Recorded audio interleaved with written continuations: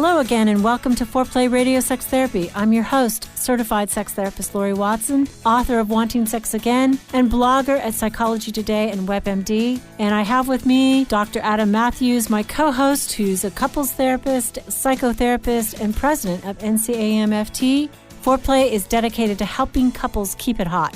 Thanks for listening. Now on to today's topic. Hey y'all, welcome to Foreplay Radio Sex Therapy. I'm your couples therapist, Dr. Adam Matthews, alongside your sex therapist, Dr. Lori Watson. We have a great treat for you guys today. We are with Seth and Melanie from Anatomy of Marriage, here to talk about their journey in their life. Welcome, guys. Hello. Welcome. Welcome to the podcast. We are so excited that you're with us. You guys have awesome resources on your website, podcast, tools, videos. I love everything about it. And it sounds like it started out of y'all's own experience in your marriage, like just working on it yourselves, going from something that it sounds like you didn't want to something that you do want now. Can y'all tell us about that? How did that all come about? Yeah, so the story is bad in the beginning, but then it ended up being good in the end, because years ago when we had only been married, maybe 5 years at the time. And I had just given birth to our second child in 15 months. So we were young parents. Seth was in grad school getting his master's in marriage and family therapy. And he confessed to me like 2 weeks after the birth of our son that he had been lying and that he had been looking at pornography. And ouch. Yeah. Oh, it was just the worst. 2 weeks postpartum, I lost it. I was a total mess. And we went through an unbelievably dark season in the wake of that, which really it shouldn't have been that big of a deal, because we should have been able to kind of get through it and make sense of it, but we just didn't have the skills. And so the podcast was birthed from we got through that hard time, and we kind of turned around a few years later and went, whoa, how did we do that? Like, how did we get through that? Because it was so hard. We had domestic abuse. I was domestically violent to Seth. We had all these issues around communication. And so the podcast really came from, let's explore what we did to get through all of that hard stuff, and let's share that wisdom and that knowledge, because it was a big deal, and I think that couples could benefit from it. So that's kind of how the whole thing came about. And so I was in my graduate program to become a marriage and family therapist, and I was probably a therapist for about 3 or 4 years, and we were just struggling on all kinds of things, and we really wanted to document and kind of provide a service. And ultimately, the whole thing about our podcast is we want to create tools and resources that we wish we had when we were going through the stuff that we were going through. Because we didn't have, I was a therapist, for crying out loud, so I knew all these interventions and all these things, but it wasn't real until her and I really started talking about it and just getting really intentional about stuff. And that's where the turnaround happened. Yeah, that's awesome. And Seth was a therapist, and I had always wanted to be a therapist. And so there was a desire to share this sort of therapeutic world with like regular people. And that's that's kind of a mix of how that came about as well. So yeah. I always say I became the person I wanted to talk to when I grew up, wanting to talk about sex and all the questions I had when I was young. It was like, gosh, I wish I could have talked to myself back then. So I know exactly what you mean. It's like now that you have the tools and I have sort of come on the other side, it sounds like you really want to share that with the world and help people. Yeah, is there... Yeah, absolutely. And one of the things... Oh, go ahead. Oh, I was just going to ask, was there any one or two main things that kind of you said as you started to kind of do a reflection on what got you through that was key for you guys? I would say self-awareness. I thought that I knew myself well, but I think I was just deceiving myself well and blaming Seth for the majority of my faults and flaws. And it felt like an unveiling or like revealing of true self-awareness. And that's like the biggest key for me in this whole journey of what's been revealed to me, I guess. This is the self-awareness key, and then really the communication key. Like, we were the worst communicators with one another. It was unreal. And so I think once we kind of understood ourselves better and then learned how to communicate at a more holistic and loving level, things really changed for us. So I agree with Melanie.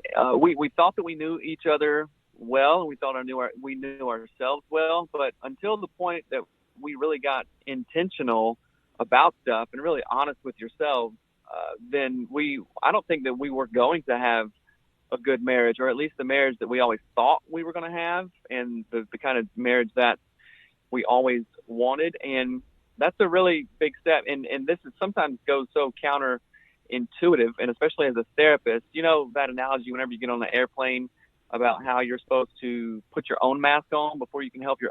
other people. Mm-hmm. And I always think the opposite of that, or at least I did. It's like, you know, I want to make sure that my kids are safe first, or, you know, the people or loved ones, then I'll do it myself.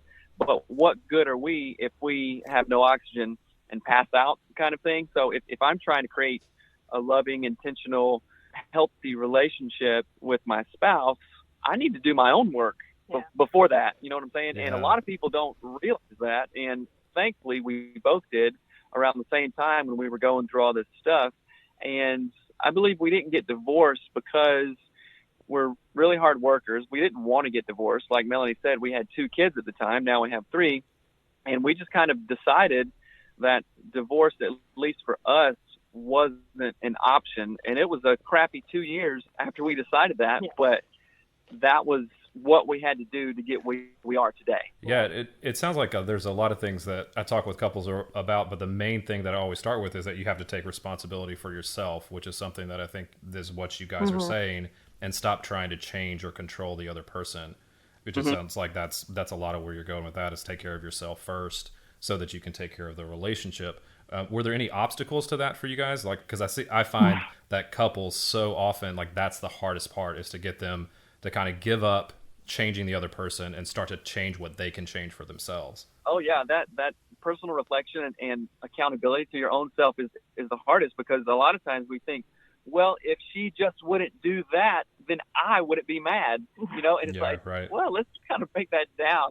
Can I find happiness or contentment alone? Do I need somebody else to complete that for me? And I think the first answer is no. And once you have that for yourself, then everything else, especially with an intimate relationship, that brings out the best of those things, if that makes sense. You know, it's not like a Jerry Maguire, oh, you complete me, because, you know, it's almost like I'm healthy now, and everything that we bring, or you bring to the relationship, is mostly icing on the cake. It's an enhancement. I would say the biggest obstacle that we faced was ourselves, really. I mean, I think I, for sure, was obstacle number 1 in my own understanding of myself, and my understanding of Seth, and my understanding of what marriage should look like, or could look like, or how to get to a better marriage. So I think I was my biggest obstacle, like 100%.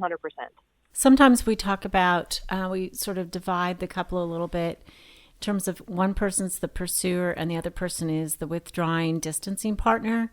You know, the pursuer is often more aware of their needs for closeness and connection, but over time they are frustrated, so they become kind of critical. And the withdrawing partner is sometimes less aware in the partnership of how much they need the other, and maybe they back up some, they get quieter, they're more afraid of the conflict. The pursuing partner gets frustrated, you know, saying, you know, gosh, I want to settle these things, let's talk about it. And the withdrawing partner is like, deer in the headlight, you know, no matter what I do for you, it's not enough. Which was which for you guys, or did you split over maybe the sexual issue? How did that work for you?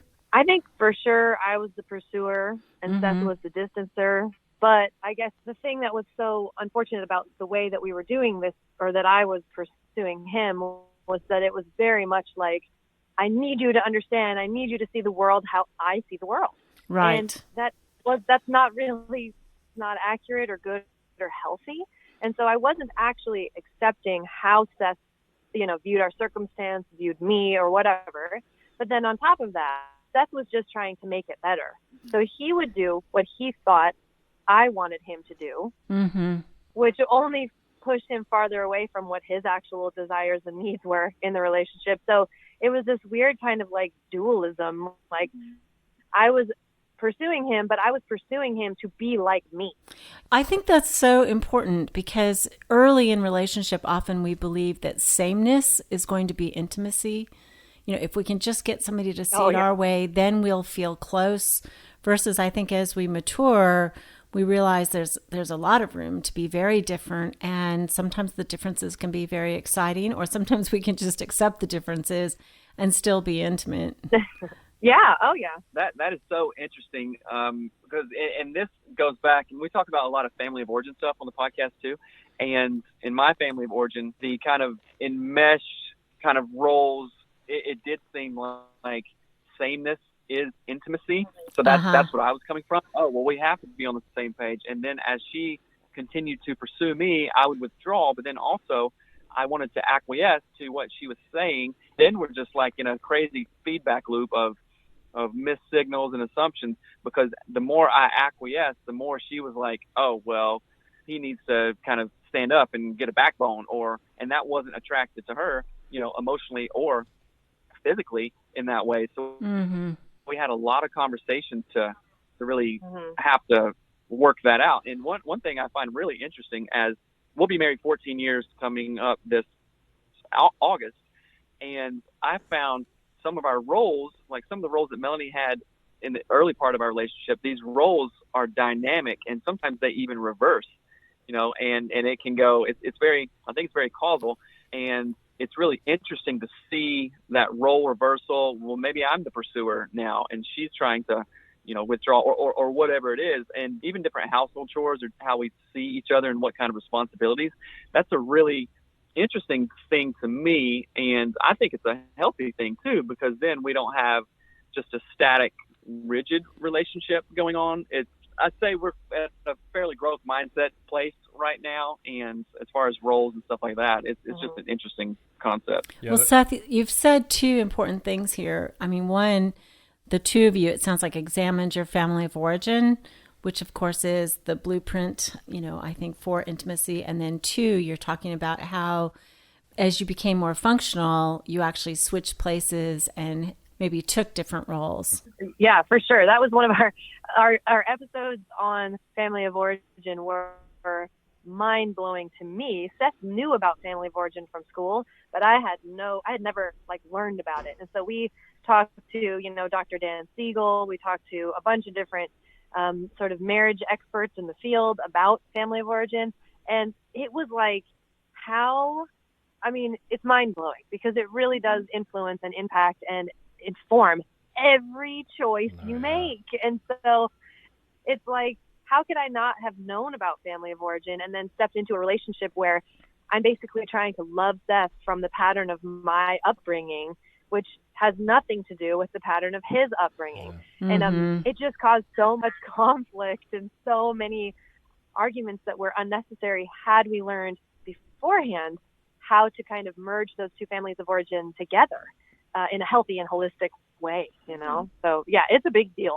Yeah, and I think you come into marriage, like that family of origin stuff, you come in speaking a very specific language of relationship, right? And your spouse comes in speaking their specific language of relationship. So it's almost like in interacting with each other, you're trying to learn a completely different language. But if you don't acknowledge that as such, you just keep miscommunicating all over the place day and night.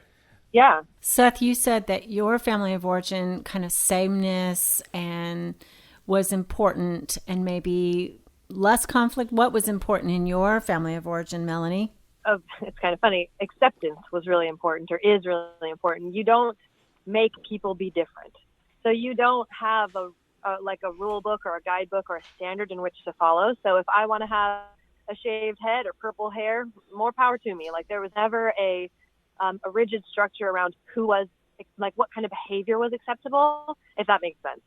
So I came from a very open family, you love everyone, you treat everyone equally. Well, it's important to say that Melanie comes from the Pacific Northwest. She grew up in Seattle, right?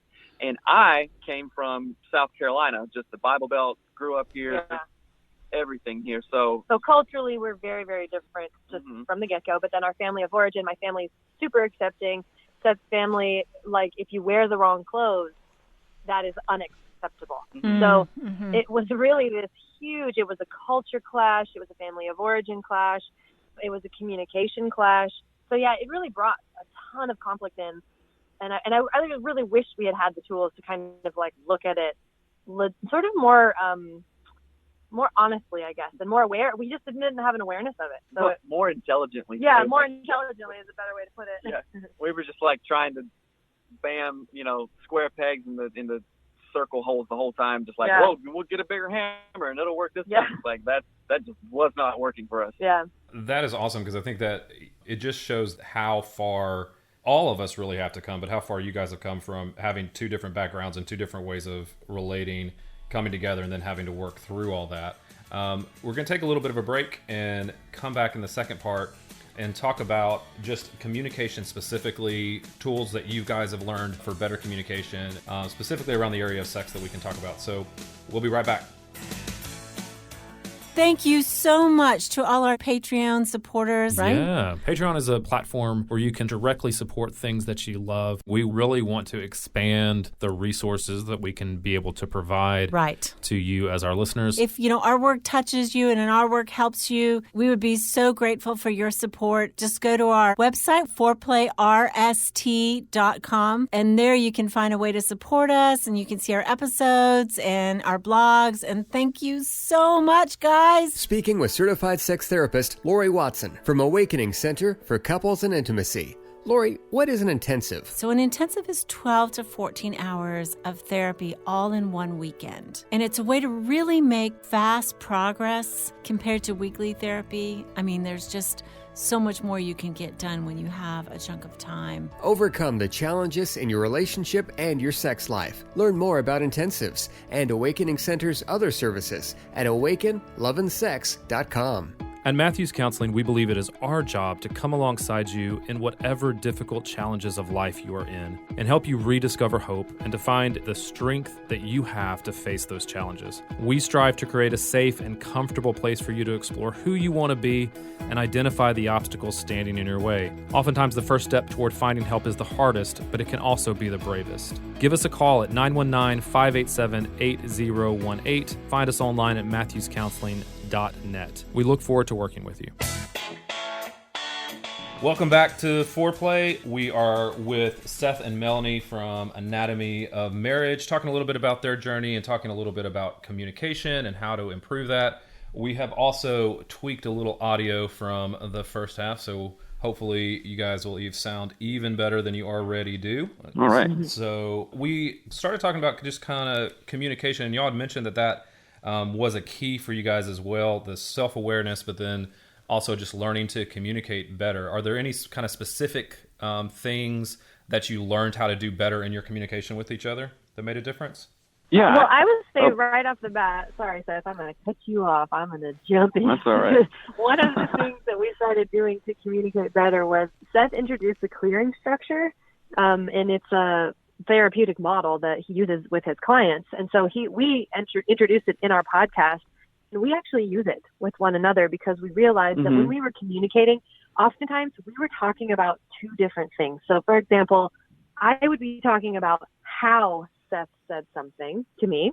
He would be talking about the thing that was said. Does that make sense? So I would be like talking about the manner in which he said it. You're like he would about be talking tone. about the content of.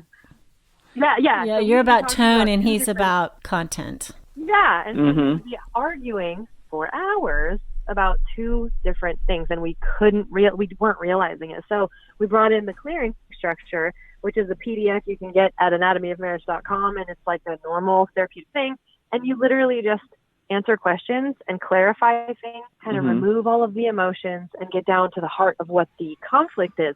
And that has been a game changer. Once you do it, it changes the way that you understand what communicating can look like and how it can kind of go afoul. So it's really helpful. So that was the thing I was going to say. Go ahead, Seth. Well, yeah, it's based on Bowen family therapy and making I statements. And this really ties back into what we were saying before about becoming self-aware. So when we use I statements, we're not blaming. We're not saying you always do this. You never don't, leave the milk on the counter or whatever. We're only making I statements talking about what we feel, what we want from this interaction instead of what is actually happening, and then what we make up about it, and then what we want to feel about ourselves in the future in this thing. So it's really based off of making I statements, and that's been just so huge, and the feedback that we get is really, really amazing. And I think using the clearing structure in talking about sex and talking about, what intimacy and what connection and pleasure look like for us as a married couple, so we weren't really doing a good job of communicating before. And, if you're not communicating outside the bedroom, most likely than not, you're not really communicating inside the bedroom either. So the clearing structure and the I statements was a really game changer for our intimacy as well. So could you talk about how you might have used this structure in that crisis? I mean, what would you have done differently that would have worked better? Oh, geez. Pretty much everything. I think it really, what it does, like I was saying, is it kind of removes because there's sort of an intellectual side of every argument, and then there's an emotional side, right? And my intellectual side, if it is being overpowered by my emotional side, my intellectual side doesn't really have a voice, not represented. And that's what was happening. It was like my emotional side was strangling my intellectual side. And so the clearing structure, had we sat down with that, had we thought to use it all those years ago, we could have said, oh, this is the thing that really is triggering me to feel hurt and to feel pain and to want to blame and to want to point fingers and to want to yell. So how can we address this thing over here instead of the kind of tornado of emotions that I throw at that thing? Because that's what was happening, is there would be a triggering moment or an event, and it could be totally benign, small, nothing.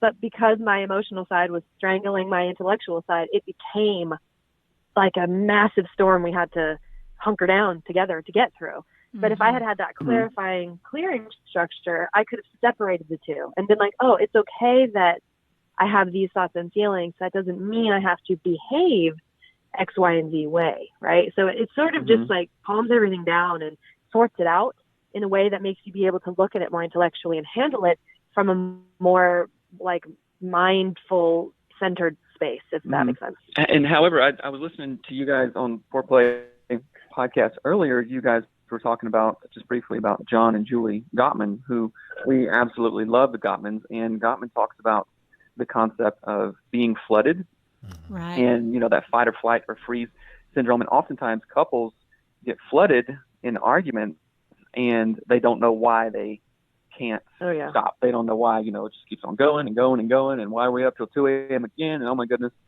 all this stuff. So one thing that we didn't utilize in the earlier days, but would have been helpful during a crisis moment, is talking about what it feels like to us individually, physically and emotionally, of what being flooded looks like, and then being able to possibly recognize those signs, first off, in ourselves during that, and then letting each other know what we need during that time, and then also being able to recognize them and gently telling them, not like, you need to calm down, or because that never works. That doesn't but work. Really saying, right, that doesn't work. I'm feeling really flooded right now. Chances are you are too. Let's do the wise thing, even though we're still mad or hurt or angry. Let's do the wise thing here and take 10 to 15 minutes and go take a break or do whatever. We have a really cool intervention, and I can't remember the name of it. Melanie, you can help me. But it's sometimes when we will take breaks during that time, and then we will audio record what we want to say to the other person. And this has two functions. First of all, it slows us down. Well, maybe it has three functions. First of all, it removes us from the situation. So whatever is flooding us, that potential threat or perception of threat, you're removing yourself from that. Then it slows you down to actually think about what you're feeling. And then once we're slowed down and we are thinking about our feelings, we are much better suited to articulate what we want to say. We actually were in conflict, and we were working on our house. We were like fixing our house. We had little kids running around, and we were upset about something, and we didn't have time to stand there and talk about it. And the more we tried to stand there and talk about it, the angrier we got, and we had the stuff we got to do. So I went into another room, and I'm like caulking the trim in the bedroom, and I'm like, I just need to say these things to Seth so I can get it out of my head.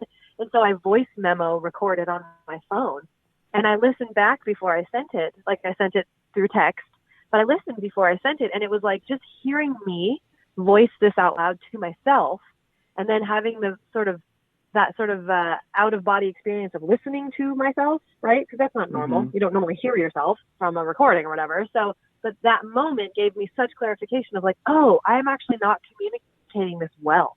So then I erased that draft. I recorded it again and said, okay, Seth, this is how I'm feeling. This is what I like. This is where I think it went wrong, blah, blah, blah. And I deleted that one until it was right. Like I did it over and over again. And then I texted it to Seth.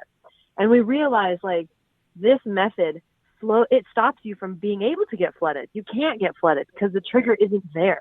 And you know that it can't be deleted. You know, you're not going to delete. Seth could play it back to me, I guess is what I'm trying to say. And so there's like an accountability there. So your brain slows down. You're engaging more of your sort of like prefrontal cortex thinking part of your brain. And you're able to articulate and be able to go back and re-articulate if you haven't done a good enough job. So it was like this, just a massively cool intervention that we kind of stumbled upon because we were working on our house, and it made such a huge difference in our ability to communicate and having the sort of intellectual awareness to know when not to fight. I think that was kind of the blessing that became in our relationship, was it showed us like, oh, these are the warning signs of someone's going to get flooded and then it's really going to turn bad. And so it kind of taught us how to look at the warning signs and read them and take heed and slow down. So that was a pretty cool. I think that's an ingenious. Yeah, I think that's an ingenious use of technology, really. You know, to record yourself, you can hear the tone, you can hear the language, make sure that it's calmer, more direct, more of the points that you really want to get across. That's awesome. Yeah, and one of the things we found is our listeners do it, and they listen, you know, they record themselves and they listen back before they send it to their partner. And oftentimes they just cry because they're like, I can actually hear more clearly what it is that I feel I want and need when I'm hearing myself say it, you know, played back to me, which is such a cool, you know, accidental insight. And it really is a wonderfully helpful method to just slow everything down and bring clarification and calm. And it works in the intimate setting as well, because that's one of the things that we found. We use email in the same sort of format, though, where it was like, I'm really uncomfortable talking about intimate stuff. I would get really like weird, and I don't know how to do it because I wasn't raised that way. And so we use email to our advantage as it's a technology that slows things down. It makes me not feel as uncomfortable, and I can, you know, Seth and I can communicate what we like and dislike, or what, you know, maybe we could think of things this way or that way. And it's not directly in front of me. I'm not being confronted in real life with it. It's more of like an intellectual, you know, like he's asking me to think about something as opposed to do something immediately. And so it kind of gives you a space to think about sex in a different way and intimacy in a different way. That's been so helpful for us. Yeah, let's shift that. Yeah, let's delve a little bit more into that, the sex part of that, because I think that's a great tool for communicating about sex. And as you guys pointed out correctly, if you're not communicating outside of the bedroom, chances are you're not communicating inside of it. So how did your conversations, or the content of your conversations, change about sex over time?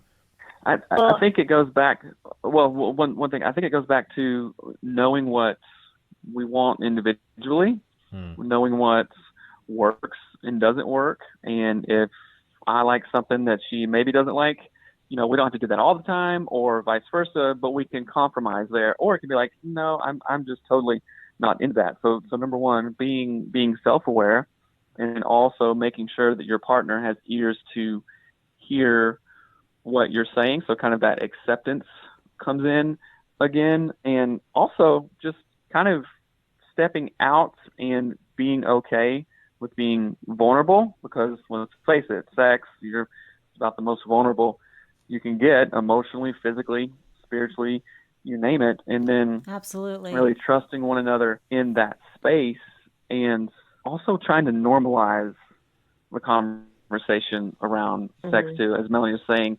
her parents were, you know, I mean, how many times have you seen your parents hug or kiss? You know, it's like zero, half a dozen over, you know, 30 years. Yeah. But my parents were much more open about that. So here comes that family of origin piece come in. You know, I'm like, well, why can't we just, you know, I don't do whatever, and why do you have to wear a towel all the time or clothes, you know? And that was the conversations we had in the early days. But then for me, it was like I had to have a whole new understanding about what sexuality was, what was intimacy. I just didn't even really know. I think I had this idea that intimacy was porn. Intimacy was like sex, right? It wasn't intimacy wasn't like holding your partner's hand and talking about your day and genuinely like being held well and in love. Like, to me, there was no, it was like a different thing altogether, if that makes sense. So there was like your normal world, your daily routine, and then there was this whole other thing called sex. And that was such an unfortunate viewpoint, because I was, in one way, I was making sex like scary and weird and different and taboo and shameful. And so that was, of course, not making Seth and I feel free and in love and happy together, right? It was very much like weird and we got to be taboo about it. I don't even know. But then the other side of that was I wasn't fully living out that sort of intimate life with Seth. I wasn't thinking about the fact that him like talking to me lovingly and being with me and holding my hand was a part of sex, if that makes sense. Absolutely. Yeah. And so I think so it was kind of categorized in a different way in your head. Like, this is maybe the language of the body or something. And it wasn't integrated in your emotional life. And for you, it sounds like that's was exactly a tripping point. Like it tripped you up to think that way as well. Absolutely. Yeah. For me, it was like sex was this weird kind of shameful, dirty thing that you were supposed to, and don't get me wrong, it wasn't that I didn't enjoy it. It was that it didn't feel like it should be integrated. That seemed wrong to me, because I was raised in such a silent home around sexuality. And so we met with Dr. Tina Shermer-Sellers, who was Seth's sex therapy professor at SPU. And once we met with her, we met with her for the podcast. Sorry, we interviewed her. And once she talked about the sort of way that intimacy is in the world and its connection and pleasure and all of these different things, that really opened my eyes to looking at sexuality and intimacy and pleasure from a really holistic and healthy view, instead of trying to compartmentalize and make it whatever. And then from there, it's just blossomed. Like, the relationship of our intimacy has blossomed in a whole new way that I could have never imagined. I just didn't even have the brain space or the vocabulary to know that could exist back then, you know? That's really neat that you've come from that and then been able to grow together and have something that's more intimate. And I think us talking about sex, because we had a sex and intimacy series, and just like we wanted to create a resource that we wish we had a couple of 8 years ago, we found that by sharing our story and recognizing the power of vulnerability, some of Brene Brown's work, what we have been able to do with a lot of our listeners is to take the lead on that and give them an unspoken permission to start talking about sex, to start talking about intimacy in a different way. And once people get that permission, then we start to normalize the whole idea of what connection and pleasure looks like. And it's just been so interesting, not only for our own relationship, me and Melanie's relationship, but to see other people kind of step into that. And it's fascinating. And we found that by making the podcast and just talking about these things, it's been really therapeutic and cathartic and enlightening for us, because when we do share our vulnerability, most of the time, I think people will be like, oh my gosh, that's too much, boom, withdrawal, or, oh my gosh, this is awesome, let's talk about this, and thank you so much, kind of thing. And the latter happens much more often than people saying, well, that's too much, we don't want to talk about. Yeah, it's really been super interesting. Yeah, because talking about sex for a lot of couples can be emotionally overwhelming. Then that's that flight or fright response comes in, and they bail on it altogether. So just kind of wrapping up here, kind of as we kind of move toward the close, you mentioned just giving yourselves permission to talk about it.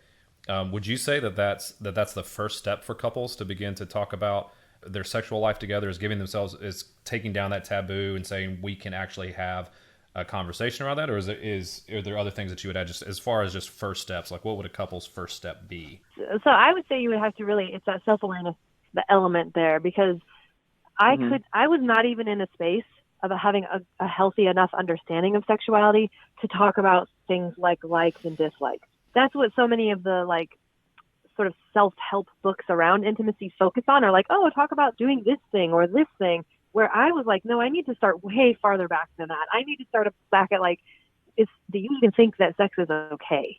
do you even think, you know what I'm saying? So, Yeah. so I think that the first step would be re-examining or examining for the first time, like, what do you really believe about sexuality and intimacy? What things make you, like, what elements of it make you feel uncomfortable and want to withdraw? What elements of it make you feel safe and want to sort of lean in? And so starting there with the just allowing yourself to take time to think about more deeply what your beliefs are around sex and intimacy, what things trigger you, what things have you really not even thought about that you do need to think about, and then you can I think with your partner taking the next move. Sorry, I think what you're talking about, Mel, David Schnarch, I think talks about sexual inventory, and I was really glad that you went that way, because I was thinking the exact same thing. Okay, what are your views on it, and then go from there. Are you okay to have a conversation? Asking that first before, like, hey, do you want to try out XYZ? Like, whoa, wait a minute here, and taking it slow in that way. And we recommend as often as possible for people who are having problems in their relationships to go see a counselor, to go see a licensed sex therapist, because, you know, I think book study and listen to podcasts, you can only do so much, but you need that extra person to see your blind spots. And I think that outside therapeutic relationship can really help and kind of turn the turbo on for couples who are, you know, not at that pre-contemplation, but they're ready for change. They really want this, and just continuing to open and push that conversation along. Yeah. Well, and the thing that popped into my head really quickly, the imagery I had is that sometimes a lot of times with issues like family of origin or sex and intimacy, it's like we're standing in a house that's flooded, like up to our knees. We're standing in floodwater in our home, and we go and we get our mop and our broom, and we start trying to mop and clean the floor. It's flooded.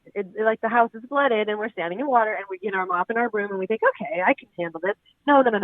We need to find a way to get the water out of the house first, and then we can sweep and mop and get all this stuff out and start over. Because I think in our heads we don't realize how far into it we are, and how we're not actually looking at something intellectually from a wholehearted space. We're kind of just in the middle of the floodwaters going, well, where's my rag? I can wipe this up.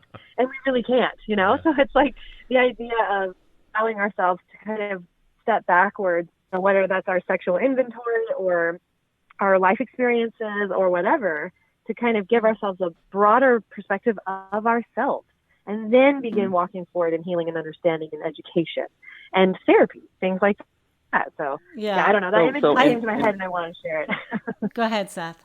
And one way that we're living this out, and I don't want to forget to mention this, but Melanie and we found that we have been successful, in our own marriages and work for ourselves, by sharing our story with other people. And if people don't like it, then that's okay. But most often than not, it really encourages people, and it normalizes this entire conversation around that. And, you know, we have live therapy sessions on our podcast and stuff, and talking about sex. One thing that has been so helpful for us, we went to a sex and intimacy retreat when was it? About a year and a half ago, with Dr. Tina Schermer Sellers and her Northwest Institute on Intimacy. And it was a 3-day retreat, and we learned about everything, and everything was safe and normal. In one way that we're living this out is we are partnering with a website. It's called marriagesupply.com, and we are looking to normalize the use of more toys in the bedroom. Neat. Things that enhance connection and pleasure, not in a overtly pornographic way, because oftentimes these, sex toys and sexual enhancement aids or whatever are really heavily linked to the porn industry, and that is what it is. But however, that isolates a ton of people who would be interested in introducing sex toys into their intimacy lives, but not wanting all that other stuff. So this new partnership that we have is exactly that. It's normalizing in a very safe space, in a clean, classy kind of.